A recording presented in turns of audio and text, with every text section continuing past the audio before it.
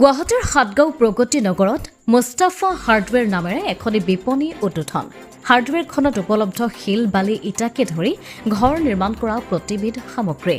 সাতগাঁও নিবাসী মুস্তাফা আলীয়ে বহু বছৰ ধৰি এই অঞ্চলৰ জনসাধাৰণৰ সুবিধাৰ্থে সেৱা আগবঢ়াই আহিছে।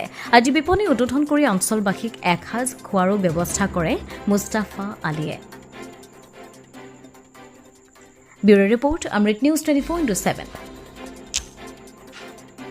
মানে আগতে মই তাতেতো মানে আমাৰ শহুৰৰ মানে মাটি আছিল, এইটো তাত দোকানখন মানে হেৰি নহয়, স্থায়ী নহয়। ইয়াতে এইটো মোৰ এতিয়া নিজা মাটিৰ কাৰণে মানে স্থায়ীভাৱে ইয়াতে বনাই লৈ এতিয়া সেইখন দোকান তাৰ পৰা ইয়াত মানে লৈ আহিলোঁ। এই গতিকে আগতে এনেকুৱা সুবিধা পোৱা নাছিলোঁ, জেগাখিনি মানে অলপ কম জেগা ঠাইৰ কাৰণে দোকানখন ভালকৈ কৰিব পৰা নাছিলোঁ। এতিয়া অলপ ডাঙৰ ঠাই অলপ ভালকৈ কৰিব পাৰিম বুলি আশা ৰাখি কেনে এনেকুৱা এটা ৰাইজৰ আশীৰ্বাদ বিচাৰি এনেকুৱা এটা মানে এটা পৰিৱেশ কৰি কেনে মানে দোকানখন আজি উদ্বোধনী কৰিলোঁ। গতিকে এই ৰং ৰদ, চিমেণ্ট, বালু, শিল, বালু এনেকুৱা ধৰণৰ। নাম মুস্তাফা এণ্টাৰপ্ৰাইজ।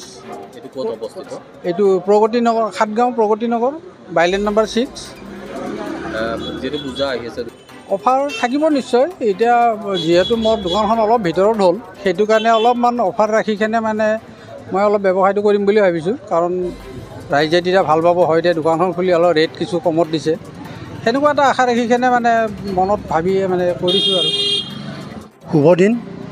অতি সৰুৰে পৰা বিশেষ কষ্ট কৰি তেখেতে ব্যৱসায়ৰ প্ৰতি মনোযোগ দিছিল আৰু আজি কিছু বছৰ ধৰি তেখেতৰ শহুৰেক চৌখাত আলীৰ তত্বাৱধানত তেখেতৰ মাটিতে দোকান এখন কৰি তেখেতে বহুতখিনি আগবাঢ়িছিল আৰু আজি তাৰ ফলশ্ৰুতিত অমৃত প্ৰবাহ, অসমীয়া সাপ্তাহিক কাকতৰ ডিজিটেল সংস্কৰণ অমৃত নিউজ।